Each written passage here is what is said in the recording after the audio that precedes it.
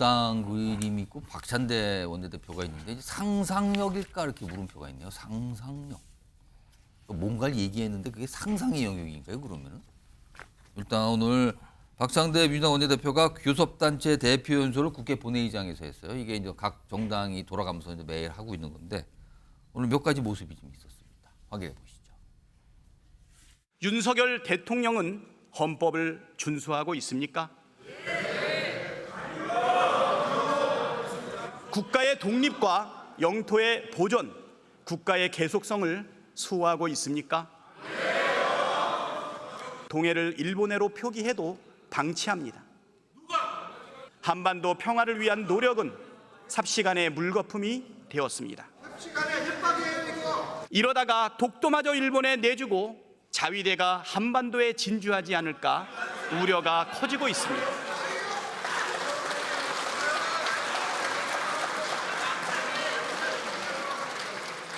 다섯째, 헌정 질서의 위기입니다.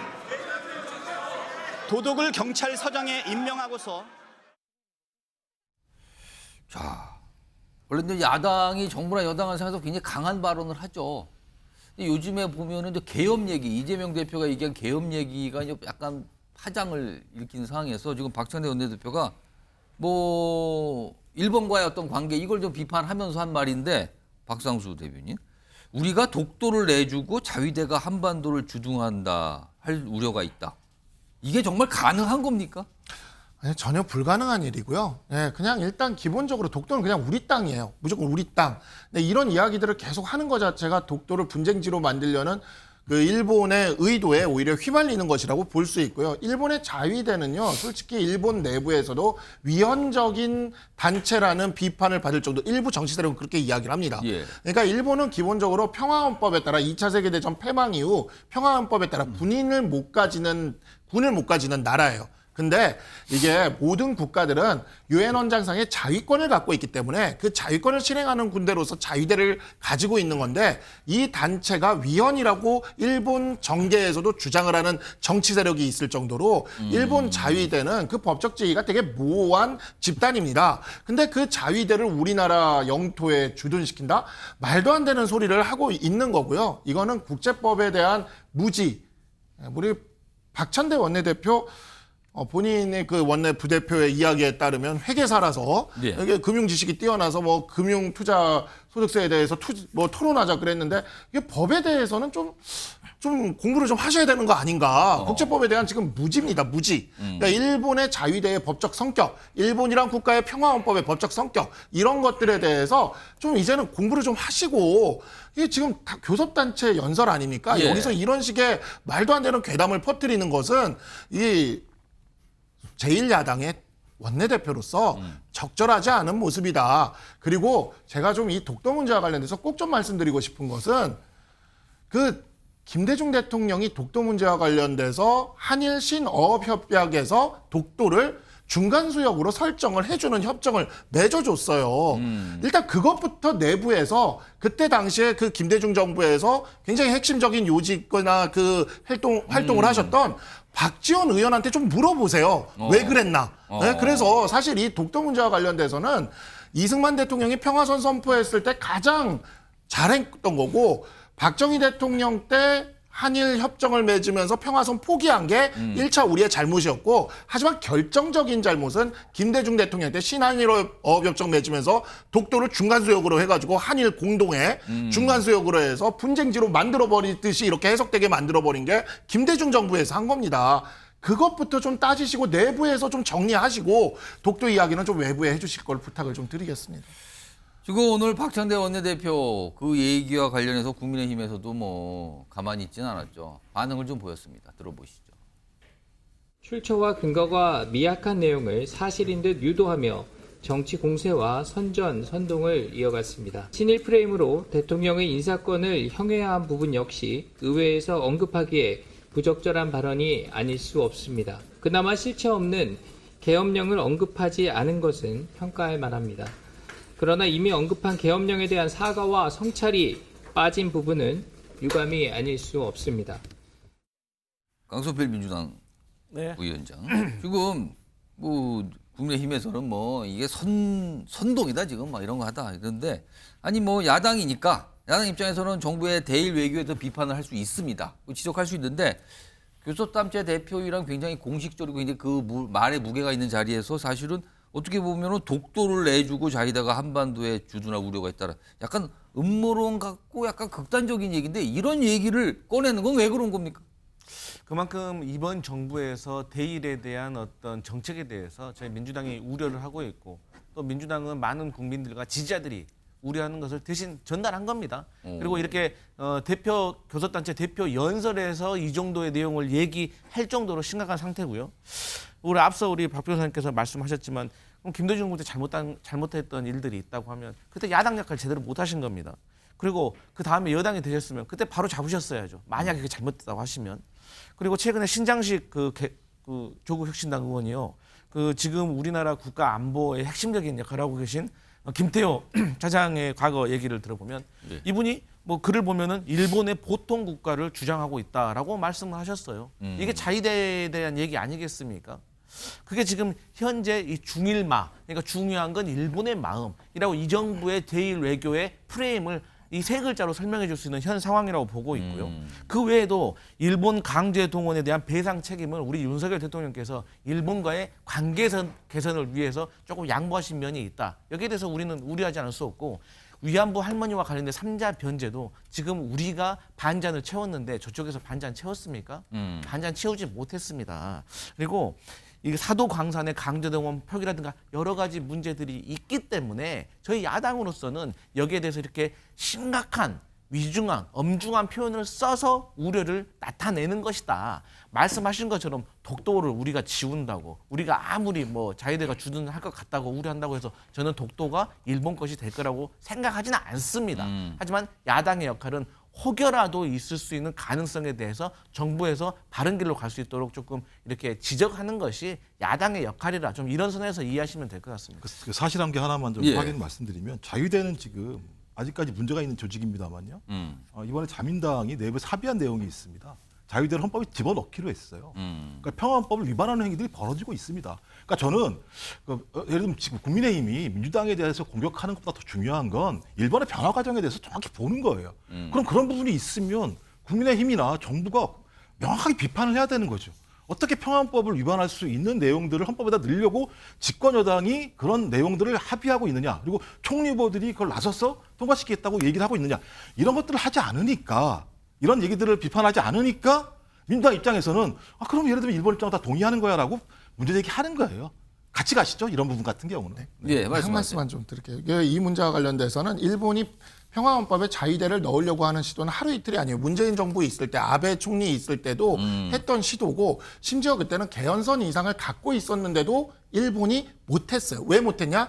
마지막 국민투표를 통과할 자신이 없었거든요. 사실 아베가 제일 하고 싶어 했던 게 이 자위대를 헌법에 넣고 평화헌법 구조를 개정하는 것이었는데 예. 국민투표 통과할 자신이 없어 개헌선 통과하고도 갖고 있으면서도 못했던 겁니다. 그러니까 사실 이런 문제는 우리가 어찌 보면 일본의 그런 양심적인 세력과 함께 힘을 합쳐서 일본이 그와 같은 군국주의로 가는 것을 막는 거 맞아요. 그렇게 해야 되는 거 맞는데 오히려 거기에서 우리 어찌 보면 국정의 파트너인 여당을 공격하면서 자위대를 국내에 주둔시키려고 하고 있다? 이런 말을 하게 되면 그건 지금 뭘 하자는 거예요? 일본 자민당에 힘을 실어주겠다는 거예요? 그럼 우리나라의 한 절반 정도 되는 정치 세력이 일본 자위대의 국내 주둔을 지지하는 정치 세력이라고 우리 제1야당의 대표가 국회에서 만천하에 선언하는 겁니까? 이렇게 되면 일본 자민당만 만세 부를 겁니다. 누가 좋아할 이야기를 여기 이렇게 이거 밖에다가 이렇게 망신살이 뻗친 예. 이야기를 하는지 저는 모르겠습니다. 정말. 하나만 말씀드릴게요. 최초라고요. 자민당에서 이렇게 결정한 게 최초입니다. 그러니까 저부터 우리는 의구심을 가지고 대해야 된다라는 거예요. 말씀하신 것처럼 일본이 영토 야욕을 가지고 있고 지금 자기들 스스로가 예를 들면 방위상이 공식적으로 나와가지고 야 독도는 우리 땅이니까 훈련하지 말라고 얘기하는데 국방부 장관이 한 번도 대응을 안 하고 있는 상황들이 벌어지고 있다는 거예요. 그냥 그렇다면 이럴 때 있을수록 오히려 국민의힘이나 정부가 민주당에게 같이 공동 대응합시다라고 말씀하시면 아니 박찬대 원내대표가 나와서 저런 얘기 하겠습니까? 하지 않고 있고 독도 조형물은 사라지고 있고 여러 가지 정황 증거들을 보면 독도에 대해서 과거보다는 이 정부가 잘 막지 않으니까 저렇게 얘기하는 거예요. 경각심을 제기하려고. 알겠습니다. 제가 두 분 얘기 그리고 앞서서 뭐 여야 얘기 들어보니까 아니 뭐 외교 대일 외교 보니까 뭐 이 정도 얘기도 못 합니까? 걱정돼서 하는 겁니다라는 거하고 그런 쓸데없는 얘기를 해서 이게 왜 일본 좋으라고 지금 그러는 겁니까? 약간 이런 반응들이 지거든요, 지금요. 그런데 사실은 이런 내용에 대해서 여당에서 또 굉장히 강한 이 반발을 하는 이유 중 하나가 얼마 전에 민주당이 이제 계엄 얘기를 꺼내놨잖아요. 이게 이재명 대표가 지난 1일 얘기하면서 이제 커졌는데 이게 오늘도 나오고 계속 이어지고는 있어요. 근데 이와 관련해서 김민석 민주당 최고위원은 연일 뭔가 얘기를 해요. 뭔가. 그래서 가만히 들어보면은 본인은 뭔가를 갖고 있는 것처럼 얘기를 합니다. 그리고 이에 대해서 국민의힘 내부에서 약간 비꼬는 듯한 반응도 나와요. 들어보시죠. 대통령실이든 윤석열 대통령이든 한동훈 대표든 그냥 이 문제에 넣어서 전 그 좋아하는 생중계 토론을 할 용의가 있습니다. 실제로 국민 앞에서 이 사안이 과연 우리가 이렇게 진지하게 검토하고 토론하고 경고해야 될 사안이 아닌지 물론 한동훈 대표는 이 사안을 잘 모를 겁니다. 요건의 핵심이라고 볼 만한 정도로 정보를 공유하고 있지 않기 때문에 야당이 지도부부터 모두 집단적으로 실성을 했다 이런 제보가 들어오고 있어요. 그건 제보라기보다는 제보자의 생각 아닙니까? 민주당도 지금 그렇게 이야기하고 있잖아요. 제보가 들어오고 있다고. 증거도 있죠. 집단적으로 실성한 증거. 다 헛소리잖아요. 예. 그 수준 이상의 이하도 아닌 것 같아요. 제보는 많이 들어오고 있는데 예. 구체적인 증거는 차차 공개할 거예요.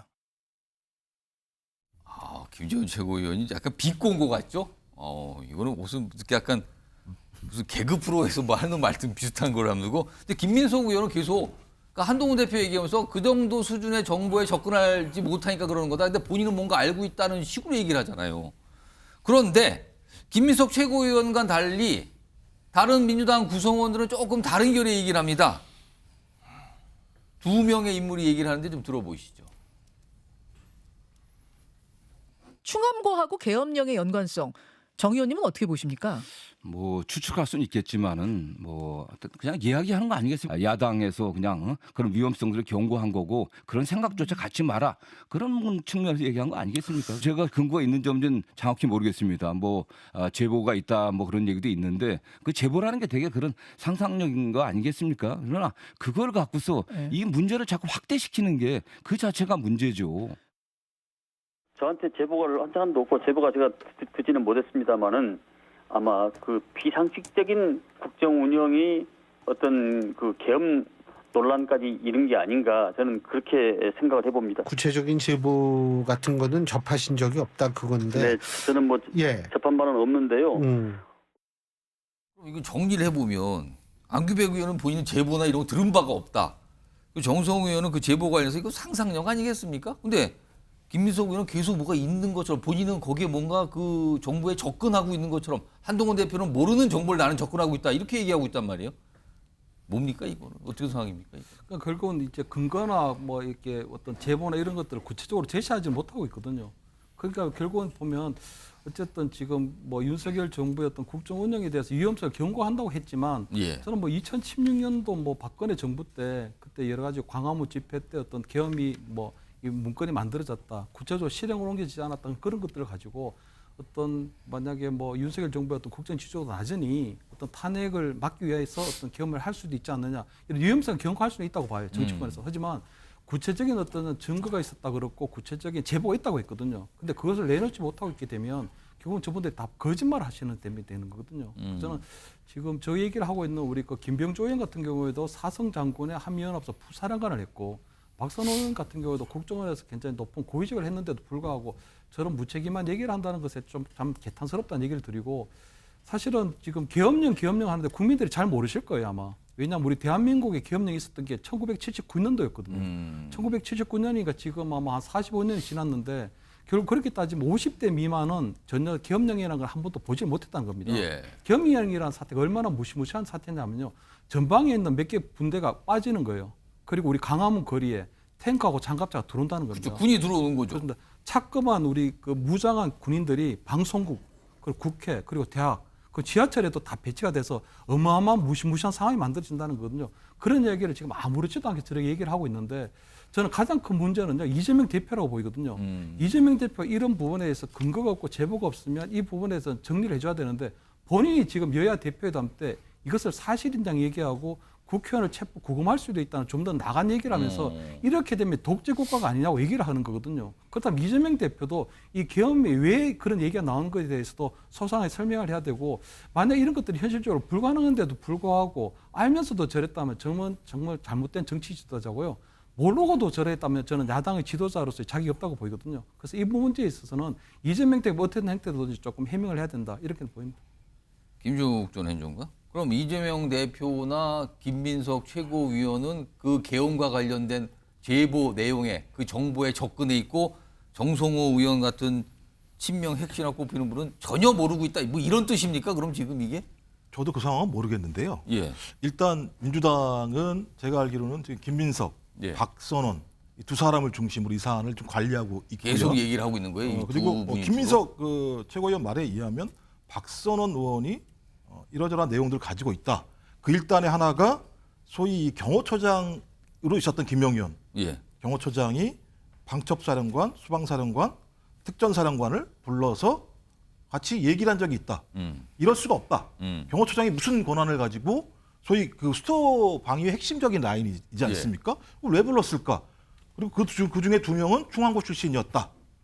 이런 건 하나의 사실인 거죠. 근데 이 사실만 있는 게 아니다라고 김민석 최고는 얘기를 하고 있어요. 예. 근데 그 내용은 알 수 없죠. 어떤 내용이 있는지는 알 수가 없죠. 근데 그거는 일단 아까 말씀하신 방금 전에 무슨 누가 만났다 그러던 거는 일단 뭐랄까 이걸 뭐 정황입니까? 그냥 정황을 보고 얘기하시는 건가요? 근데 지금까지 그러면? 어떤 계엄도요. 사전에 발각됐으면 계엄은 실행이 안 되는 거죠.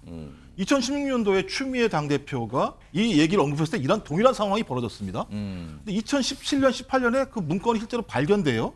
근데 그럼 그 문건이 아무것도 아니냐? 아닙니다. 이 문건을 작성했던 모 중령이 예. 이 사항은 국방부 장관이 지시만 하면 실행되는 거다라고 얘기를 합니다. 그러면서 단어로 의명이라는 단어가 있다. 의명이라는 단어는 국방부 장관이 지시하면 되는 거다. 그다음에 조현천 그 당시 기무사령관 해외에 갔다가 서면으로 진술한 내용에 의하면 한민국 국방부 장관의 지시에 의해서 이걸 작성한 거다라고 얘기를 하고 있습니다. 저는 이런 부분들이 존재했었기 때문에 그리고 뭐 좀 지금 뭐 대통령실이나 국민의힘은 이게 다 무죄로 나온 거 아니냐? 무죄로 나온 거 아닙니다. 조현천 전 기무사령관 나왔을 때 국내에 들어왔죠. 그래서 윤석열 정부 하에서 검찰 수사 받았는데 검찰에서 무혐의 종결한 겁니다. 문건 작성한 사람은 1심에서 다 유죄받았습니다. 이런 상황들이 있기 때문에 이런 우려들이 있고 거기다가 또 소위 예를 들면 이제 민주당이 비상식적이라고 말씀하시는데 대통령의 발언 하나하나가 되게 위협적입니다. 사회 곳곳에 방과 세력들이 암약하고 있다. 그러니 국민항전을 할 수 있는 방법을 강구해라. 예. 그다음에 국회가 개원되는데 참석을 하지 않고 있는 이런 여러 가지 상황 자체가 상식적이지는 않다. 예. 그런 부분에서 소위 경고 차원에서 얘기를 한 거고 말씀하신 것처럼 김민석 의원이든 박선원 의원이든 이 부분에 대해서 본인들이 나온 정보가 있으면 얘기를 해야겠죠. 이제 앞으로는. 지금 김민석 최고위원 토론하자 그랬거든요. 김진영 교수님. 이거 갖고 토론하자고. 근데 토론하려면 뭐 자료가 있어야 토론하는 거 아닙니까? 저는 뭐 토론을 하는데 저는 뭐 이 한동훈 대표하고 할 건 아니라고 보고요. 왜냐하면 급이 틀리니까. 근데 저는 김민석 의원이 적어도 토론을 임하려면 적어도 본인이 토론에 임할 만한 소재는 내놔야 된다고 보이거든요. 그렇다면 정확하게 어떤 제보가 있었고 어떤 구체적인 거 있다든가 아니면 어떤 문건이 있다든가 이런 것들이 좀 나와야 되는데 자꾸 2016년도 상황을 비교하는데 그때 같은 경우에는 광화문에 그때 수십만 명의 어떤 촛불 집회가 열리고 그런 상황이 어쨌든 탄핵이 되기 직전이었기 때문에 굉장히 국가적인 소요 사태로 발전할 수도 있는 부분이 있고 그렇다면 사실 어떤 안보를 책임지는 최고위직들은 어떤 계엄이라고 하는 어떤 경비계엄이든 비상계엄이든 그런 부분들을 고려할 수밖에 없는 부분이 있거든요. 만약 그런 것들이 실행에 옮겨지려면 실질적으로 전방에 있는 군 부대를 몇 개를 빼고 한 이런 것들이 구체적인 출동이라든가 이런 것들이 돼야 되는 건데 그런 것들을 가지고 지금 와서 지금 2023년 지금 와서 비교하는 거는 저는 조금 어불성설이라고 보이거든요. 그래서 저는 지금 김민석 의원의 어떤 토론에 이런 것들도 현재 이런 계엄이라고 하는 부분을 자꾸 확대시키는 외에는 아무런 의미가 없다 이런 보입니다. 지금 사실은 이 상황이 뭐 여야 뭐 그 넘어서는 사실 대통령실과 야당 굉장한 대립 관계잖아요. 사실은요. 뭐 국회가 개원이 됐지만 야당에서 뭐 정부에 상한 압박 계속되고 있고요. 그리고 대통령실에서 윤석열 대통령은 사실 개원식도 참석하지 않은 상황. 그러니까 굉장한 거리감과 어떻게 보면 서로를 향한 적대감 있는 상황에서 갑자기 계엄 얘기가 툭 나오고 독도를 뭐 일본에 내줄 수도 있는 거 아니냐? 자위대가 우리나라에 와 있는 것 주둔할 수 있는 거 아니냐? 이런 얘기가 나오는 상황이에요. 굉장히 극단적인 주장과 의심이 나오는 거죠. 일단 이 얘기였고요.